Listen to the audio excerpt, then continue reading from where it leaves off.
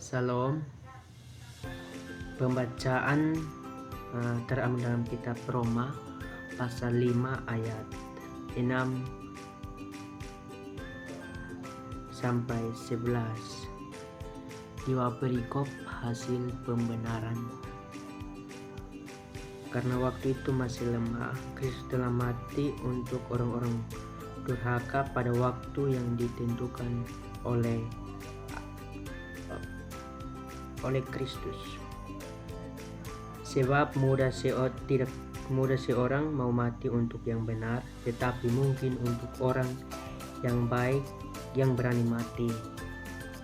Akan tetapi menunjukkan kasih-Nya kepada kita oleh karena Kristus telah mati untuk kita ketika kita masih berdosa. Lebih-lebih karena itu sekarang kita telah dibenarkan oleh darah-Nya, pasti akan diselamatkan dari murka Allah. Sebab jikalau kita masih seteru diperdamaikan dengan Allah oleh kematian anaknya, lebih-lebih kita yang sekarang telah diperdamaikan pasti akan diselamatkan oleh hidupnya. Dan bukan hanya untuk itu saja, kita malah bermegah dalam Allah oleh Yesus Kristus Tuhan kita, sebab oleh Dia kita telah menerima perdamaian itu. Baik, tema yang saya ambil yaitu tentang ketekunan iman orang percaya atau orang Kristen. Pertama-tama kita tahu bahwa kita sebagai orang Kristen atau orang beriman, tentu kita tahu bahwa kita boleh berbuat dosa, tetapi yang dosa itu ditanggung oleh kita, dan Yesus mati untuk orang-orang yang membuat dosa. Bukan kita saja yang membuat dosa, tetapi diri kita. Terkadang dosa itu datang dari pikiran kita, tingkah laku kita, perkataan kita yang tidak kita sadari. Nah, di ayat yang ke-6 itu, Kristus mati untuk orang-orang durhaka. Artinya kita manusia ini terkadang kita berbuat dosa tanpa kita sadari kita sudah berbuat dosa. Namun kita harus tahu berbuat dosa itu kita harus membalikan diri agar ketika kita berbuat dosa, Tuhan dapat mengampuni kita. Jangan kita berbuat dosa terus. Yang ditanggung oleh siapa? Oleh Tuhan Yesus Kristus. Dia mati, dia rela disalibkan, mati dan dikuburkan pada hari yang ketika dia bangkit pula dari antara orang-orang mati. Begitu. Nah, di ayat yang ke-8, akan tetapi Allah menunjukkan kasih-Nya kepada kita oleh karena Kristus telah mati untuk kita ketika kita masih berdosa. Artinya Tuhan mati untuk kita, tapi kita masih berbuat dosa lagi. Kalau kita sudah berbuat dosa, minta pengampunan agar biar Tuhan bisa mengampuni dosa kita, apa yang kita lakukan selama kita berbuat dosa dalam 1 tahun, begitu. Nah, yang ayat yang ke-9, lebih-lebih karena itu sekarang dibenarkan oleh darah-Nya, kita pasti akan diselamatkan dari murka Allah. Nah, ketika kita berbuat dosa, kita minta pengampunan. Dari situ Tuhan akan ketika kita berdoa, belum tentu Tuhan tidak mau menjawab kita punya doa, tapi Tuhan akan menjawab kita punya doa.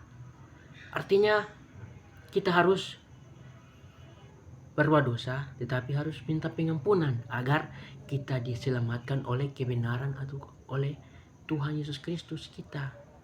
Jangan kita berbuat dosa lagi, berbuat dosa yang sama. Sepertinya Tuhan kalau seperti manusia, Tuhan bosan dengan kita. Tetapi kita harus membalikan diri agar biar Tuhan mengampuni kita kalau ketika kita sudah berbuat dosa. Contoh, dalam 1 tahun kita berbuat dosa apa? Pada tanggal 31 Desember kita harus kita harus pada 31 Desember itu kita harus punya nacar, agar biar kita berdoa kepada Tuhan apa yang kita lakukan selama 1 tahun, kita membuat nacar agar kita bisa taruh di kotak nacar, supaya ketika di tahun yang baru jangan membuat dosa yang sama di tahun yang lalu kita bawa ke tahun yang baru. Jadi dosa yang kita buat itu harus kita minta pengampunan dari Roh Kudus, seperti itu. Oke, baik. Bapak Mama dan saudara-saudara yang dikasihi Tuhan Yesus Kristus, kita berbicara tentang ketekunan. Artinya ketekunan itu dari diri kita. Apa yang kita tekuni, apa yang kita lakukan, kita suatu satuan akan menjawab ketekunan apa yang kita tekuni atau kita imani. Dan kita berbicara lagi tentang iman. Artinya apa yang kita lakukan itu harus kita imani. Apa yang kita lakukan, pikirkan, lakukan, melaksanakan, harus kita imani dan tekuni. Kita sebagai orang Kristen atau orang percaya di dimanapun kita berada, segala sesuatu yang kita lakukan atau kita inginkan, kita serahkan kepada Tuhan, agar apa yang kita lakukan itu jangan begitu sia-sia, tetapi harus kita tekuni, imani, dan lakukan. Jangan kita berdoa tekuni begini, tekuni itu, tetapi kita mau melakukan, tidak ada. Dan kita harus tahu, membuat dosa atau melakukan sebuah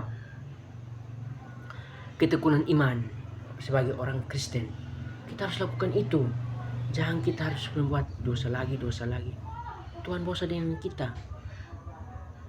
Teman-teman atau Bapak Mama yang pada hadirin semuanya, di ayat yang ke-10, sebab jikalau ketika kita masih diseteru diperdamaikan dengan Allah oleh kematian anaknya, lebih-lebih kita yang sekarang telah diperdamaikan pasti akan diselamatkan oleh hidupnya. Nah, di ayat yang ke-10 ini,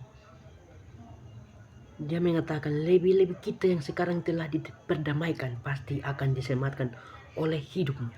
Artinya teman-teman, pada hadirin semuanya, kita berbuat dosa, Tuhan belum tentu Tuhan mau menghukum kita. Ya, Tuhan diselamatkan. Kita mati pun kita bangkit pada hari yang ketiga. Artinya kita berdoa 3 malam. Begitu. Nah, yang diselamatkan artinya ketika kita melakukan sesuatu, kita harus berpikir, oh saya buat ini dosa tidak. Seperti saya punya diri ini. Saya ini sebagai orang percaya, orang Kristen, terkadang saya membuat dosa yang tak saya sadarkan. Tetapi setelah itu kita harus meminta pengampunan dari Tuhan, agar ketika kita melakukan sesuatu itu, Tuhan boleh mengampuni kita. Ketika kita berlutut di hadapan Tuhan, lalu kita meminta pengampunan, belas kasihan dari Tuhan, Tuhan akan menjawab, Tuhan akan mengampuni dosa kita. Jangan kita melakukan dosa yang sama, melakukan yang sama. Tidak boleh seperti itu. Dan di ayat yang ke-11 berkata, dan bukan hanya itu saja, kita malah bermegah dalam Allah oleh Yesus Kristus Tuhan kita, sebab oleh Dia kita telah menerima perdamaian itu. Artinya ketika kita melakukan sesuatu, Tuhan berkehendak dan kita bisa menerima perdamaian tersebut. Ketika kita kita baku marah, baku perasaan, atau bakalai dengan tetangga atau saudara kita,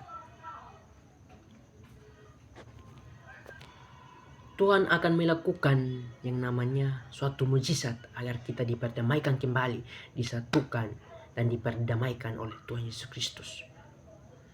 Jangan kok kita dengan satu nasuhan enak, nah kita sumulai tahun ke tahun kita tidak dia lihatin satu juga kita makan gigi muka asam dengan dia. Buat apa?